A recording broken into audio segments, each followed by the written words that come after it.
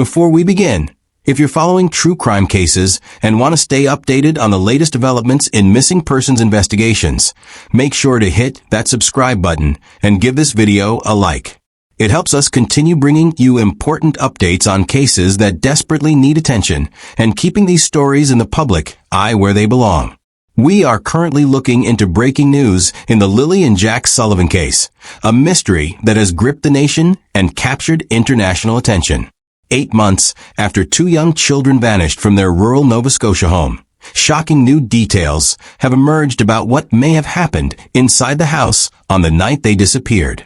According to sources close to the investigation who have spoken on condition of anonymity, the RCMP has uncovered evidence of a bathroom incident that occurred during the critical hours before the children were reported missing.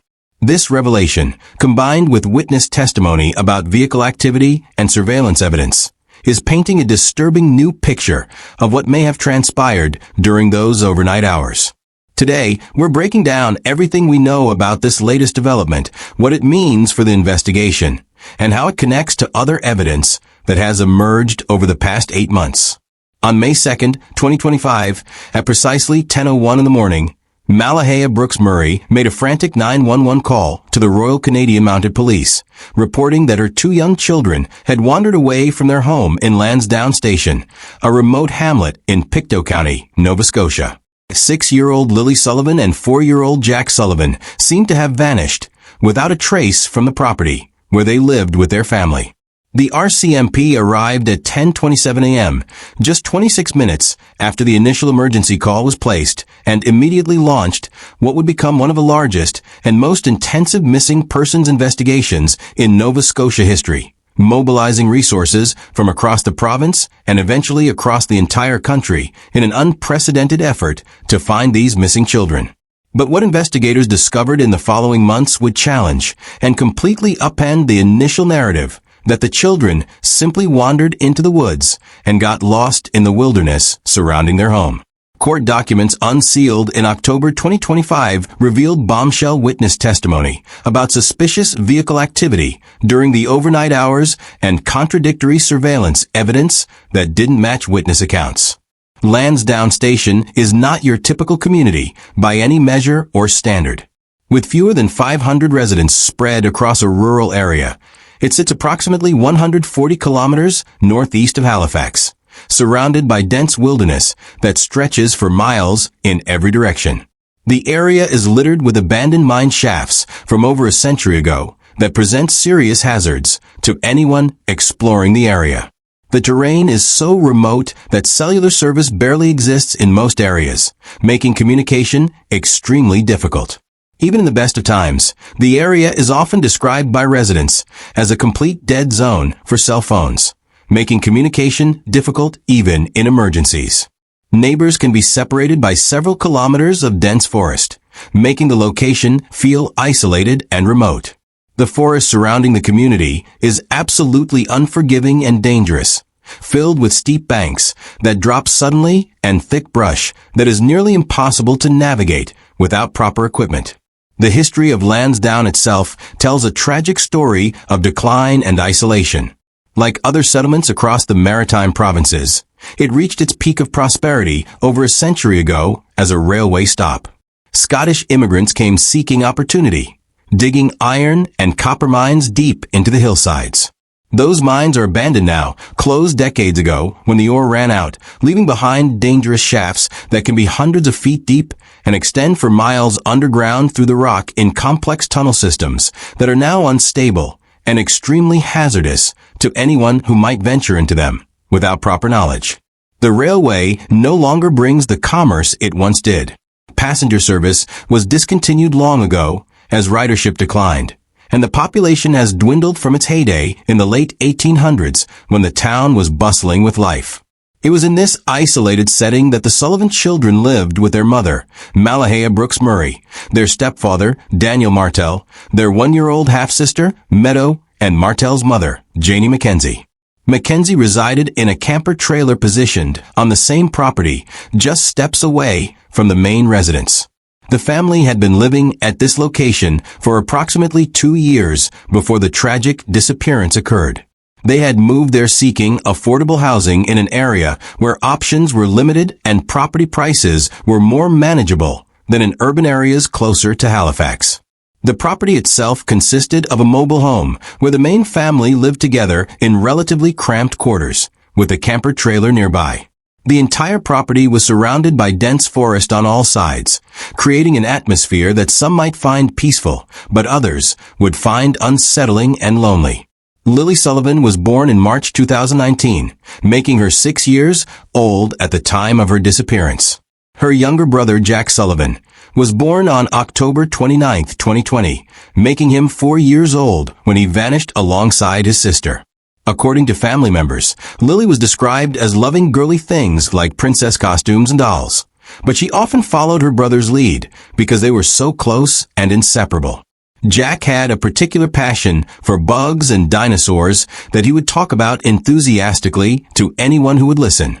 Daniel Martel told reporters during the initial search efforts that the siblings were like best friends and were rarely apart from each other.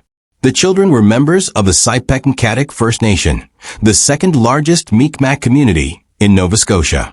This added another layer of significance and concern to the case, given Canada's ongoing and well-documented crisis of missing and murdered Indigenous women and children.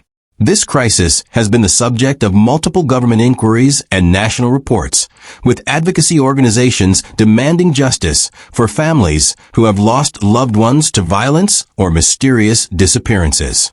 According to Daniel Martel, both Jack and Lily were kept home from school on Thursday, May 1st, and Friday, May 2nd, because Lily had a cough and they wanted the children to rest.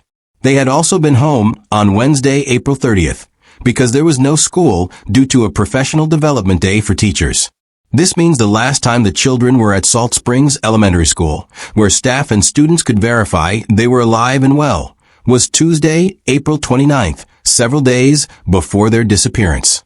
According to police records unsealed in court filings, on April 30th, the siblings along with their mother, stepfather, and younger sister went for groceries together and arrived back home by 10:19 p.m., a time verified through technological data. On the evening of May 1st, according to statements given by Brooks Murray, Lily and Jack were put to bed around 9 p.m. wearing the clothes they had been in earlier that day. Lily was wearing a pink sweater and pink pajamas with a Barbie top, carrying a corduroy backpack adorned with strawberries. Jack was wearing black sweatpants, a t-shirt, and a diaper, as he was not yet fully potty trained. According to sources who have been briefed on the investigation, RCMP investigators have been focusing significant resources on reconstructing a detailed and comprehensive timeline of activities inside the home during the overnight hours of May 1st into May 2nd. This reconstruction involved extensive interviews, analysis of phone records, and electronic data. This process has allegedly uncovered details about a bathroom incident that occurred during those critical hours. Details that investigators believe may be highly significant to understanding the sequence of events. While the exact nature of this bathroom incident has not been publicly disclosed to protect the integrity of the case, sources indicate that investigators discovered physical findings that raised immediate questions. This prompted additional forensic examination at specialized laboratories across Canada that analyze biological materials, trace evidence, and chemical residues. This bathroom incident may be connected to other evidence collected during the days and weeks following the disappearance, when the property was treated as a potential crime scene. Sources suggest that items collected specifically from the bathroom area have undergone extensive testing with results that have prompted further investigation using more sophisticated techniques. Court documents revealed that investigators obtained numerous judicial authorizations to seize and examine materials from the property. RCMP conducted thorough searches of the home, with every room documented and photographed from multiple angles. The ground surrounding the home was searched with ground-penetrating radar to look for disturbances in the soil, and nearby septic systems, wells, and abandoned mine shafts were investigated systematically. The level of thoroughness suggests they were looking for specific evidence beyond just the missing children. RCMP spokesperson Cindy Byers stated in August 2025 that investigators continue to receive forensic results from various laboratories, which they are assessing and incorporating into their understanding of the case. This statement takes on new meaning in light of the reported bathroom incident, suggesting that forensic analysis of evidence from inside the home is directly relevant to what happened when the children disappeared. This incident allegedly occurred during the same time frame when two neighbors reported hearing suspicious vehicle activity in the area around the property, adding a layer of complexity to an already baffling mystery. The investigation took a dramatic turn when neighbors living near the Sullivan property came forward with accounts that directly challenged the family's version of events. The reported bathroom incident allegedly occurred during the same time frame when two neighbors independently reported hearing suspicious vehicle activity in the area during the overnight hours. Brad Wong, who lives at an elevated position with clear views over the surrounding terrain, told RCMP constables that he could see vehicle lights moving over the treetops from his vantage point. He reported hearing a vehicle leaving and returning 3 or 4 times after midnight and into the early morning hours of May 2nd. Another neighbor, Justin Smith, reported hearing a car on Highway 289 turn around by the railroad tracks at approximately 1:30 a.m. He noted specifically that the vehicle went completely silent for about 2 minutes before driving away toward Lair Road. This detail was so unusual that Smith remembered it clearly when police arrived for neighborhood canvassing. The court documents contain the exact wording of Smith's statement. It made noise, then went completely silent. The vehicle was quiet for approximately 2 minutes, then drove toward Lair Road. This period of unexplained silence in the middle of the night at a remote location is one of the most haunting aspects of the case. It forces us to consider what was happening in those 2 minutes. Was someone getting out of the vehicle to do something they didn't want to be seen or heard doing? Was something being placed in the darkness or retrieved from the vehicle? The location of this activity becomes even more suspicious when you consider what investigators discovered at this exact spot just hours later. Later, Wong and Smith compared notes, and Wong informed Smith that the vehicle he heard was likely Daniel Martel's, claiming he saw the car come and go 5 or 6 times at night. While the number of trips fluctuated in Wong's memory, such variations are common in witness testimony and don't necessarily imply fabrication. When confronted with these accounts, Daniel Martel provided a clear and emphatic denial. He told reporters that no one from the family left the property that night, and they had no visitors. He stated that the only vehicle that left the yard was on the morning of May 2nd, after they discovered the children were missing, when he took an SUV to search the surrounding area. He also pushed back against the description of his vehicle being loud, and noted that the RCMP had never specifically asked him about these neighbor reports during his formal interviews. This suggests investigators may have been strategically holding back information to see what Martel would volunteer. However, the mystery deepened when RCMP reviewed surveillance footage from the few cameras in the area. According to reports, they found no evidence of vehicles traveling during those times. This creates a profound contradiction. 2 independent witnesses reporting specific activity versus a lack of digital evidence. In rural Lansdowne Station, camera coverage has massive gaps. Unlike cities with an overlapping web of surveillance, rural areas have very limited infrastructure. Most cameras are at private residences or small businesses, and a vehicle could easily travel on back roads or dirt paths to avoid every single camera in the area. Sources indicate that investigators are examining whether there is a direct connection between the reported bathroom incident and this vehicle activity.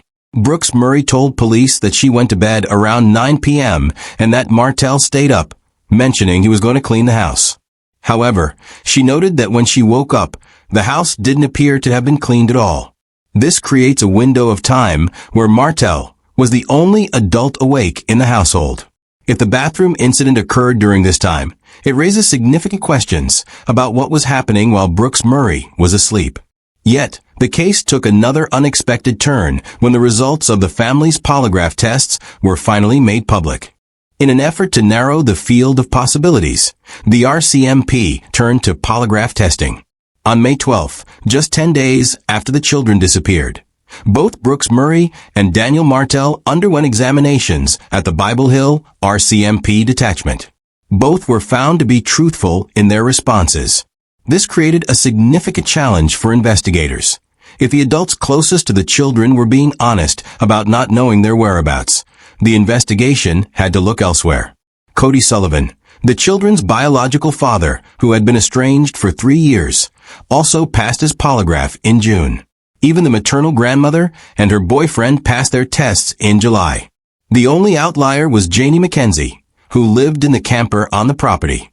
Her results were inconclusive because her physiology was not suitable for analysis, a common occurrence due to medical conditions or high anxiety, meaning no opinion could be rendered. Daniel Martell later revealed that he was asked directly if he had killed the children. The fact that he passed this question shows that he was a primary focus of the investigation, but the result suggests he was telling the truth.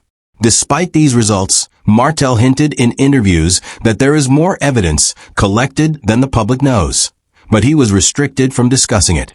This brings us back to the forensic examination of the mobile home. Investigators spent several days working in shifts to maintain continuity, meticulously documenting every room. They used alternate light source ALS photography, which can reveal biological fluids or trace evidence invisible to the naked eye. They tested surfaces with chemical reagents that react to blood and searched septic systems and wells. Sources indicate that something discovered specifically in the bathroom area prompted this deeper dive and consultation with specialists in forensic pathology and chemistry. Bathroom areas are often focal points in domestic investigations because they are common locations for cleanup activities. Forensic technicians look for blood spatter patterns, DNA from various sources, and chemical residues from cleaning products that might indicate an attempt to remove evidence. While the results of these specific tests remain sealed to protect the integrity of the case, the intensity of the search suggests that the RCMP found something that didn't align with a simple wandered-away narrative. Janie McKenzie's account adds another layer to the morning of May 2nd. She claims she heard Lilly and Jack's voices that morning, talking or playing as they normally would. After that, she heard nothing until she heard Daniel yelling their names in a panic. She emerged from her camper to find Brooks Murray in the driveway with Baby Meadow, stating the children had been gone for 20 minutes. Mackenzie's account is vital because it places the children alive on the morning of May 2nd, though her physical location in the camper meant she was separated from the activities inside the main home. Investigators conducted multiple interviews with her to see if she overheard any unusual conversations or vehicle noises during the night. The revelation of the bathroom incident, when paired with the massive search efforts, paints a picture of a multifaceted investigation that is looking both inside and outside the home.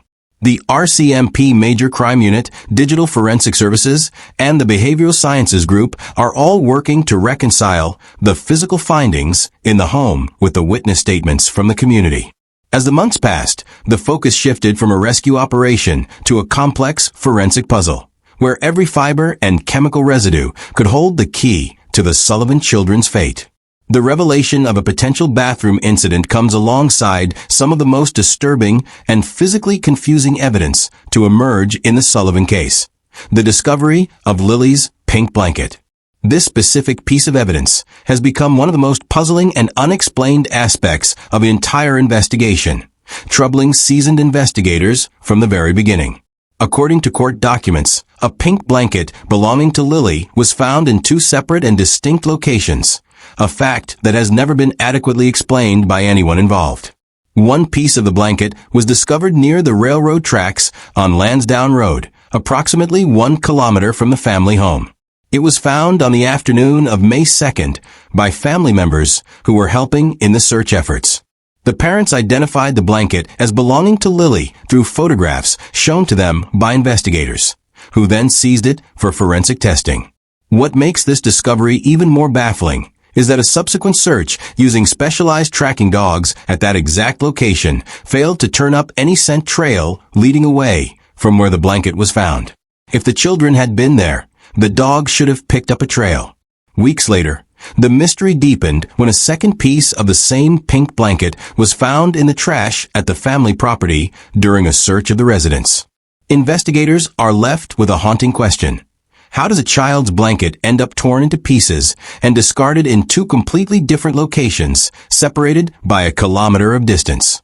Forensic experts have been tasked with analyzing the blanket from every possible angle to determine if this was a tragic accident or a calculated move.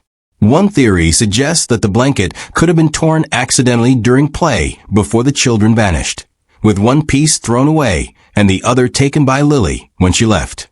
However, if the blanket was deliberately torn and strategically placed near the railroad tracks, it suggests a far more sinister and calculated effort to stage evidence. This would mean someone intentionally created a false trail to lead investigators toward the tracks and away from the home, while disposing of the remainder in the household trash. RCMP spokesperson Cindy Bayers confirmed that the blanket has undergone comprehensive forensic examination. This includes DNA testing to confirm it was Lilly's and to see if any unknown DNA was present on the fabric.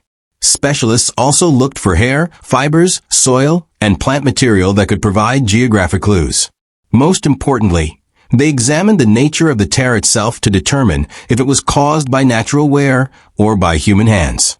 As investigators wait for the final results of these tests, the blanket remains a central piece of the puzzle. It connects the events inside the home to the mysterious vehicle activity reported near the railroad tracks at 1:30 a.m. that morning. The 2 minutes of silence reported by witnesses near those tracks now carries even more weight. If a vehicle stopped there in the dead of night and a piece of Lilly's blanket was found there hours later, the implication is chilling. Every forensic result received by the RCMP is being carefully incorporated into their evolving theories. But for now, the torn pink blanket serves as a silent witness to a sequence of events that the public is still struggling to understand.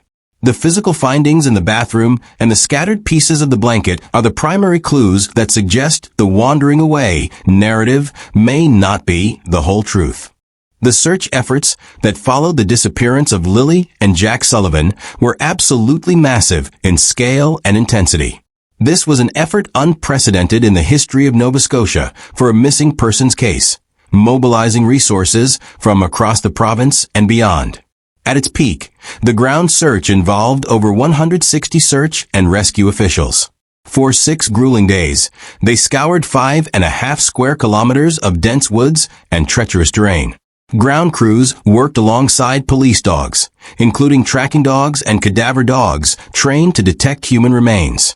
The search was supported from the air by helicopters and drones equipped with thermal imaging technology, capable of detecting heat signatures even under the thick forest canopy. These teams pushed through rain and fog, navigating steep banks and abandoned mine shafts in a desperate bid to find the children. By July 2025, the scope of the investigation had grown to include over 800 individual investigative tasks. Staff Sergeant Rob McSinon described it as a tremendous amount of careful, deliberate work involving people across Canada.